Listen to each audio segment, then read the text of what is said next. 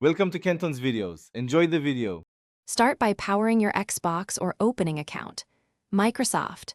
On a PC or phone, you want to be signed into the exact Microsoft account linked to the console. Once signed in, check your security basics so you can access the recovery code area. Make sure you have any alternate email or phone nearby because Microsoft may require verification. Begin now. This reduces delays later and proves why we confirm identity first. It prevents account lockouts and speeds up retrieving the recovery code.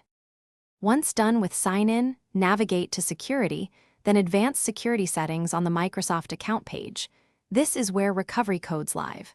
Select more security options and look for recovery codes or backup codes. The label may vary. Verify your identity when prompted.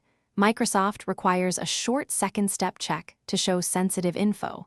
Make sure to generate or view the code only on a secure device, because these codes allow account recovery and should not be copied into insecure apps or public computers.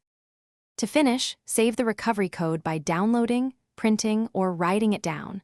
Store it offline in a safe place like a password box.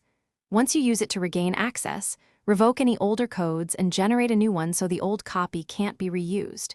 If you can't find the recovery code or verification fails, use alternate verification methods or contact Microsoft support for identity help. One tip: if SMS or authenticator fails, try a different verified device before calling support. Thanks for watching. Consider subscribing if we helped you.